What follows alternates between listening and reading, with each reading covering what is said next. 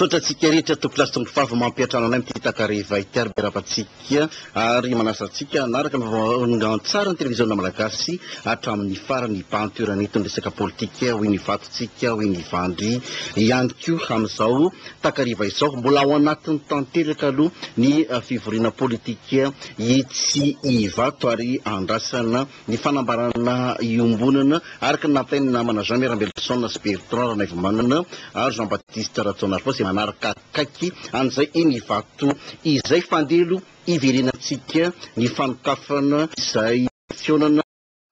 tsy ivato izay mikasika ny feudiota fifidianana ary fananganana gouvernementa iraisana no votoatin'izany fanokafana izany androany zany hoaratsika vetrany Bertrand Ranaivomanana Jean Merambelson Jean-Baptiste Ratsonarfo. Filoana toko politika sy mpanao politika maro miaraka tamin'ny filohany ny tetezamita Andry Rajoelina no niarany Tiondo eto amin'ny centre de conférence internationale Ivato mitady vahaolana amana ny krizy. Fanapakevitra lehibe momba ny feuille de route sy ny fifidianana no tsy maintsy ahitana vahaolana amin'ity indray andro ity hoy ny filoha Andry Rajoelina. Areto dia tiako sarahana ho mazavatsara ny resaka ataontsika androany. Ny voalohany dia sorananareo aloha tonga maro be namaro ny azo ary ny fanapakevitra ratsika eto androany dia hevitra izay irana araky ny fomba malagasy ny teny malagasy hoe teny irana. Androany sika dia tsy maintsy anapakevitra fa tsy andro lava an'izay tsy voniny satria ny fiainam-pirenena koa dia mandroso ary tsy maintsy miroso. Ka mizara roa zany ny fivorintsika eto androany izay ilaina ny fanapakevitra entitra sy matrotra avy amin'ny tsirairay avy. Ny voalohany dia mikasika ny feuille de route ary ny faharoa dia mikasika ny fifidianana ary tiako moa mampahafantarantsika rehetra fa droit souverain amin'ny vahoaka malagasy ny fanapakevitra ny firosoana amin'ny fifidianana izay atao azo atao eto amin'ny firenena. Izy io zany dia ny fahitako anazy manokana tsy tokony ho conditionné na hoe tsy maintsy atao aloha ty zavatra ity vao hoekena ny fifidianana. Rehefa mifanaiky ny mpanao politika izay hoe anisan'ny fifaninana na hoe mpandray anjara mavitrika eo amin'ny sehatra ny fifaninanana ny fifidianana dia tsy misy mihitsy na iza na iza afaka anakana zany fifidianana ho ataontsika izany ary tsy ahafahana endrasana an-dakoto na endrasana am-babe ihany koa ny gouvernementa sy ny rafitra ao anaty tetezamita izay ho atsangatsika. Ka androany zany dia raha fitinana ny resaka dia mino amin'ny mpanao politika isika ary ifanaraka isika ary andray fanapahakevitra mba hiroso satria rehetantsika ny zavatra mitranga iratany ankehitriny dia misy ny vahoaka maro dia maro toy ny tany Tunisie, toy ny tany Egypte ary nany Libye ankehitriny dia malaza saina ihany ny zavatra misy any amin'ireo firenena ireo raha ampitahana ny zavatra misy eto Madagasikara. Ny antony dia tsotra ny hoe tsy maintsy hoeken'ny benariveny transition misy ho atsaka anao Tunisie voekeny misy anakarimbe rasa-pirenena. Tsy maintsy hoeken'ny Mubaraka ve ny transition ho apetraka any Egypte vao hoekeny. Malasa saina ihany ary maninona moa ny fianakavian'le rasa-pirenena sy mametraka azany condition zany ihany fa kosa mitoko fantatra amin'izany eto amin'ny firenena eto Madagasikara. Nazarana zany asitsika dia amin'ny malagasy ny malagasy dia hoe mandala ny fihavanana sy ny fandreseny Ary ao anatin'izany fahafahendreny ny alatsiny ao anatin'izany fandaliana ny fahendreny izany no natonga atsika niaranenina fa nanenina tsy misy farany lasa tsy hananenina intsony ka zay no mahatonga anay hoe tsy voatery hiandrasana andrakoto na andrabea ny firosotsika ao anatin'ny fitadiavana ny vahaolana na ny fanekena ny rosona ho an'ny tanindrazana ka ny amaranako anazy dia ao anatin'izay fijoroany ny repoblika fahitako zay dia iaraka napakevitsika satria ny zavatra tena lahara-pameana ankehitriny ary ny zavatra ivinay dia mba hoe isy ny alternance démocratique eto amin'ny firenena manao zao ray zay ary mba isiny zany alternance démocratique zany dia ilaina ary zoany mpanao politika mihitsy ny mangataka ny fividianana madio sy mangarahara betsaka re ny antoko ary betsaka taminarony zay sokomary zay falaza ny fahavononany hoe zay dia vonona iroso amin'ny fividianana ary zay tirosona fividianana zay dia arekitsy ny fianakaviam-pirenena ary zoany mpanao politika fa tsy ny fitondram-panjakana no mangataka ny fanampiana raha mangataka izy ireo hoe ataovy ny fividianana madio sy mangarahara dia mangataka mihitsy ny mpanao politika ary ny fitratana koa dia manaiky amin'izany ny anampiana sy nijerevana ny ampadio sy angarahara ny fividianana zay ho atao eto amin'ny firenena zany ny zavatra tokony ho débat misy ankehitriny zany tokony ho ady hevitra ho ajoro ka hitatsika ny tsapatsika angamba fa misimisy ny tsy ampandroso ny tetezamita na ny afahantsika miroso makany amin'ny fividianana ka zay ny teneniko hoe tsy ankan'izay tsy voninklavo zao tsika fa dia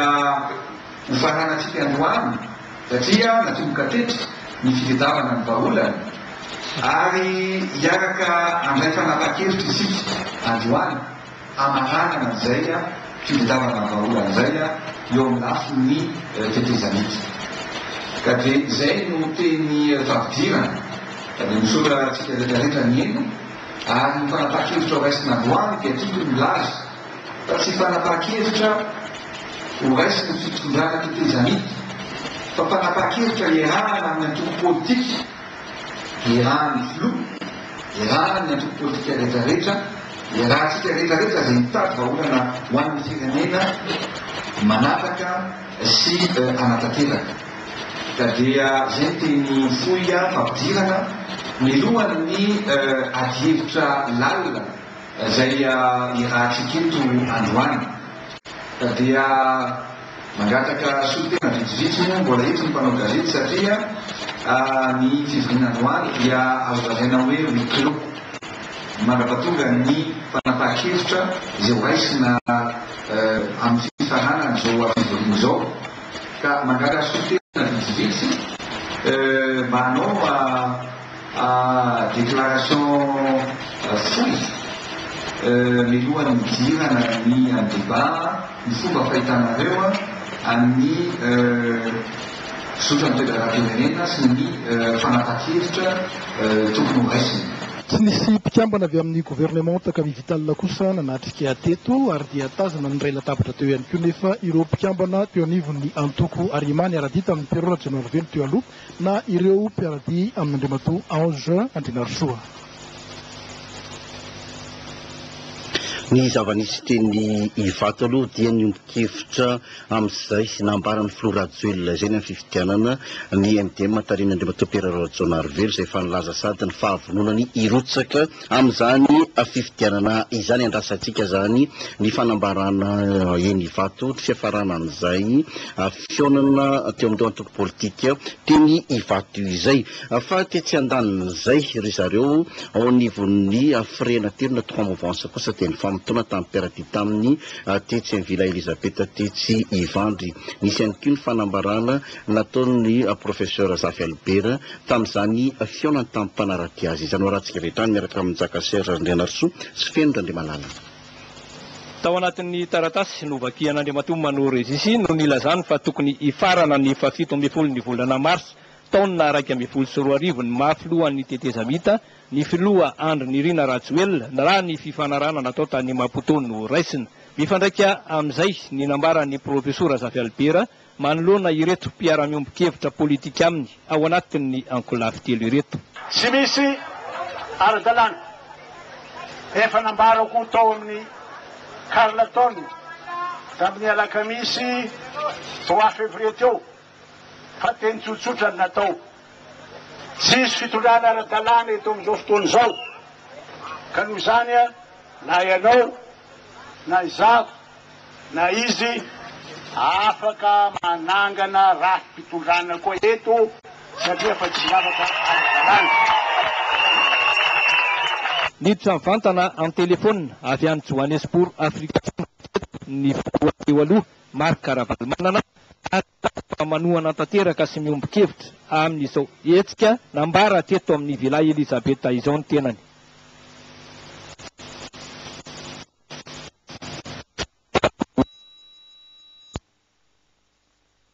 Kosa ny toko KGMA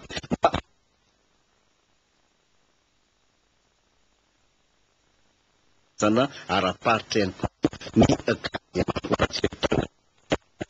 tsy safidy mpiantona miresaka ny fanaovan'izy ireo tamin'ny mpanao kasety androany tetsy amin'ny 67 hectara. Tanora mandray andraikitra manoloana ny fiainam-pirenena ny tanora ny antoko politique KGMA na ny groupement des associations des jeunes de Madagascar. Manakambara manoloana ny feuille de route fisokafana amin'ny gouvernemanta sy ny fantanjana eo amin'ny faritra ny antoko politika ary misy ny hafatra ho an'ny fiainana isam-pirenena.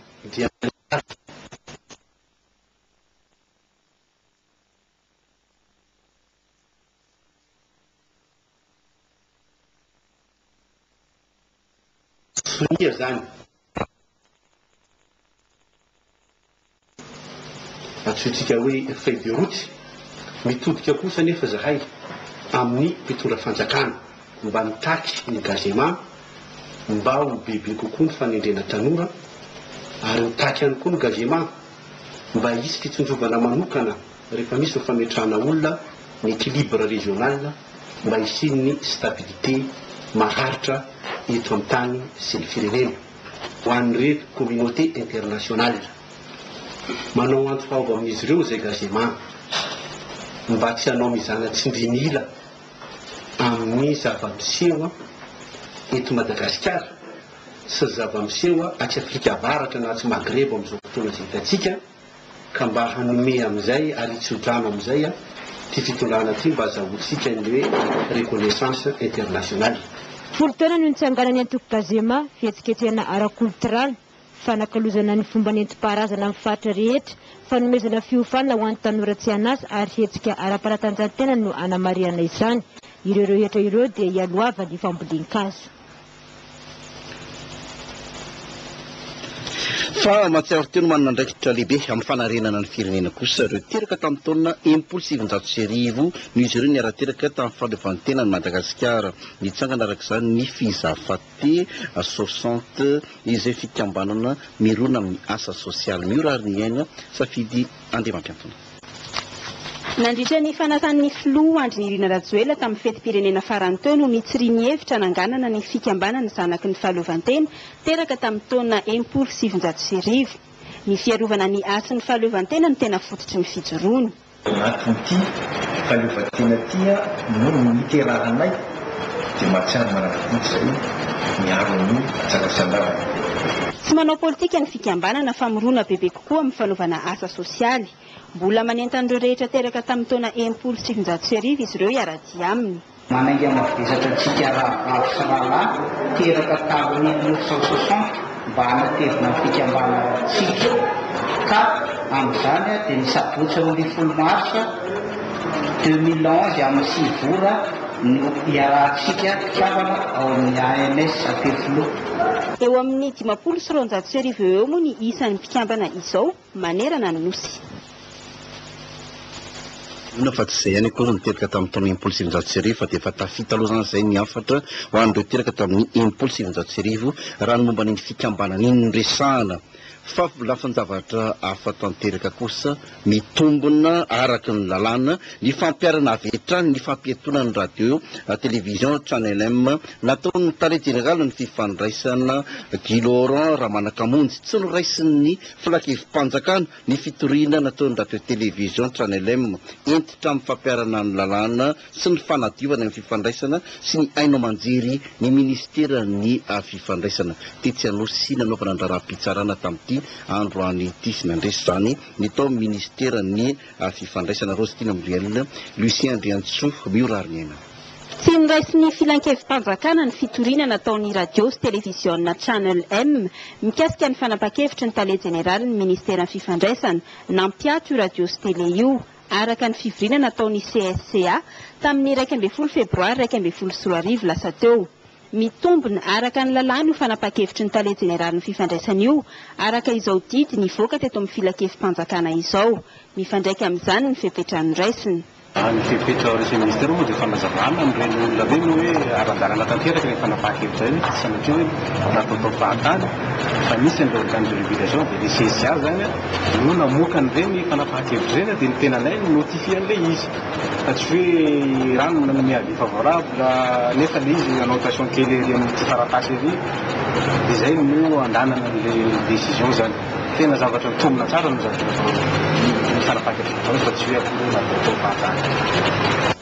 fantatra fa entitra ny fanjakana ny fampiarana ny lalàna amin'ny feno fifandraisana sy ny fanadiovana ny tontolon'ny aino aman-jery amin'izao fotoana izao.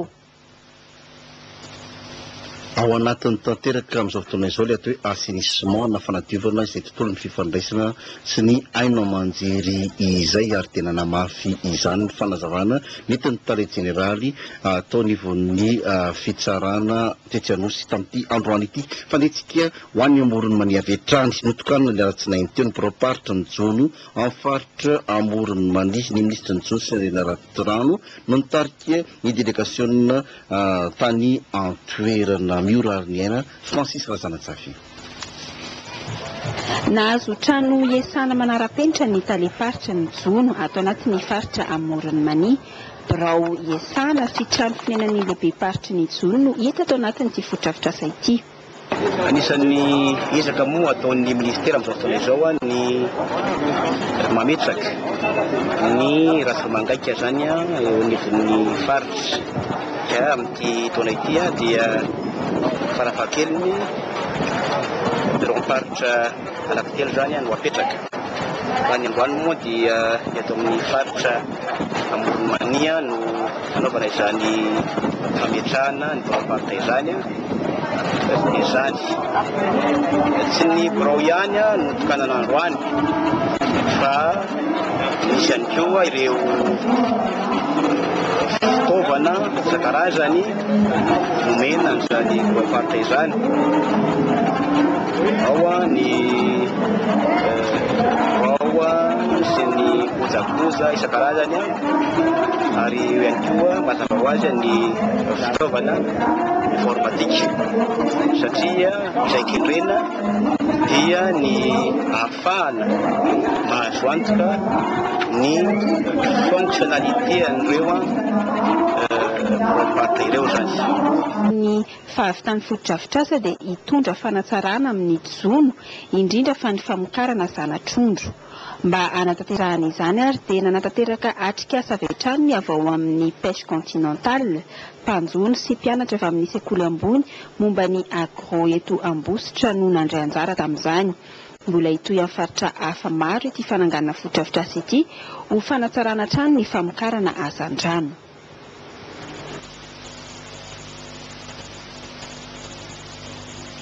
fatany amin'ny faritra vatovato fitovinany ny ministre ny zono nitondra fanampiana ho an'ireo olona trapoina amin'izany faritra izany no ny rivotoza Bingiza Farandio miorariny aina sy Francis Razanatsafy